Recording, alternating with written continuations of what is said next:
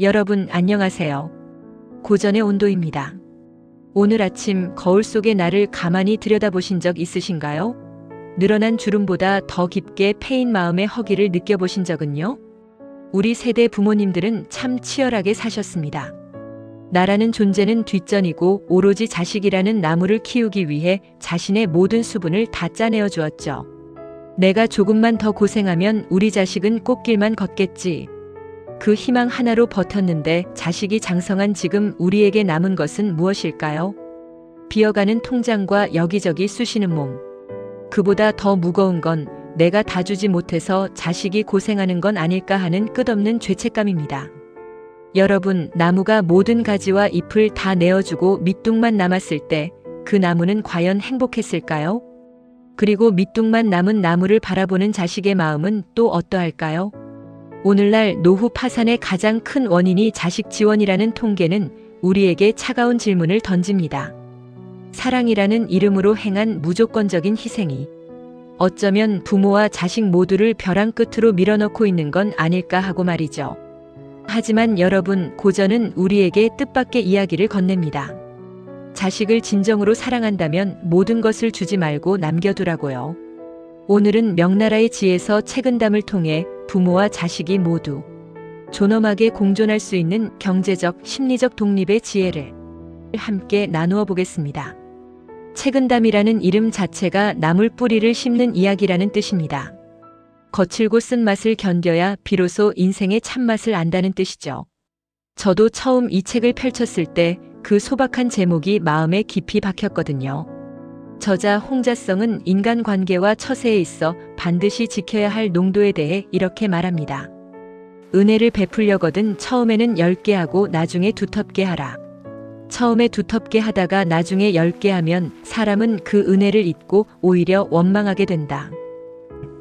은혜자 담 이농. 은혜는 마땅히 엷은 데서 시작하여 농후해져야 한다. 이 문장은 우리 부모들이 자식에게 저지르는 가장 큰 실수를 정면으로 꿰뚫습니다. 아이가 어릴 때, 결혼할 때 우리는 가진 것 중 가장 좋은 것을, 가장 큰 것을 한꺼번에 내어줍니다. 처음에 두텁게 주는 것이죠. 그런데 인간의 마음은 간사해서 한번 높아진 기준은 좀처럼 내려가지 않습니다. 부모가 100을 주다가 형편이 어려워져 50만 주게 되면 자식은 고마웠던 100이 아니라 줄어든 50의 서운함을 느낍니다. 부모의 희생이 당연한 권리가 되어버리는 비극은 바로 여기서 시작됩니다. 또한 책은담에는 유여, 즉 남겨둠의 지혜가 흐릅니다. 사물은 가득 차면 넘치고 즐거움이 극에 달하면 슬픔이 온다. 그러니 모든 일에 조금의 여유를 남겨두어 다함이 없게 하라. 이 가르침을 자식과의 관계에 대입해 볼까요? 내 노후, 자산을 자식에게 다 내어주는 것은 부모의 인생이라는 그릇을 완전히 비우는 일입니다. 비어버린 그릇은 자식에게 기댈 수밖에 없게 되고 그 무게는 결국 자식의 어깨를 짓누르는 짐이 됩니다. 그리고 부모가 자식의 인생에서 모든 거친 뿌리를 대신 씹어주고 달콤한 열매만 입에 넣어준다면 그 자식은 평생 혼자 설 힘을 갖지 못합니다. 자식에게 나물 뿌리를 씹어볼 기회를 빼앗는 행위는 결국 경제적 자립의 기회를 박탈하는 것과 같습니다. 그렇다면 이 고전의 지혜를 우리 삶에 어떻게 적용해야 할까요? 현명한 부모가 되기 위한 3가지 현실적인 조언을 드립니다. 첫째, 경제적 마지노선을 설정하고 공유하십시오.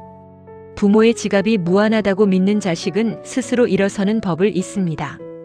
내가 도와줄 수 있는 범위는 여기까지다라고 명확히 선을 그으세요.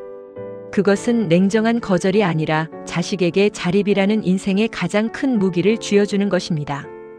부모가 경제적으로 건재하다는 사실 자체가 자식에게는 언제든 돌아와 쉴 수 있는 가장 튼튼한 정서적 보루가 됩니다.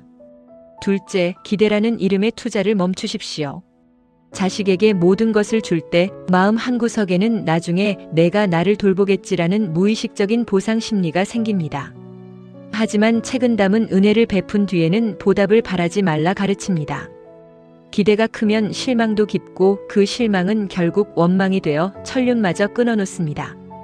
자식에게 주는 돈은 돌려받지 않아도 내 삶에 지장 없는 선에서만 집행하십시오. 그래야 명절에 자식을 만났을 때 돈 계산이 아닌 사랑만 나눌 수 있습니다. 셋째, 부모 자신의 인생 곳간을 먼저 채우십시오. 노년의 가장 큰 불행은 자식에게 짐이 되는 것입니다. 자식에게 쏟을 정성과 돈의 일부를 떼어 당신의 건강, 취미, 사회적 관계에 투자하십시오. 부모가 자기 삶을 즐기며 당당하게 살아갈 때 자식은 비로소 부모를 닮고 싶은 인생의 선배로 존경하게 됩니다. 최고의 유산은 돈이 아니라 부모님의 행복한 뒷모습입니다. 지금까지 아낌없이 주는 나무로 사느라 참 고생 많으셨습니다. 이제는 그 나무 밑둥에 잠시 기대어 쉬어도 괜찮습니다. 자식에게 다 주지 못함에 미안해하지 마세요.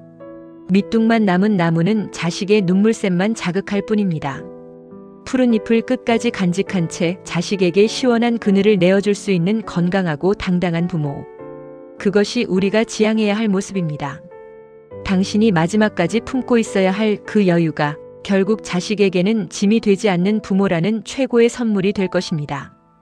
당신의 건강한 웃음과 당당한 독립이 자식이 나중에 부모가 되었을 때 그대로 배워야 할 귀한 덕목이 되어줄 테니까요. 자식이라는 꽃을 피우기 위해 뿌리를 다 썩게 하지 마세요. 당신이 건강하게 살아있어야 자식이라는 꽃도 영원히 향기로울 수 있습니다. 오늘도 당신의 고귀한 삶을 응원합니다. 고전의 온도였습니다.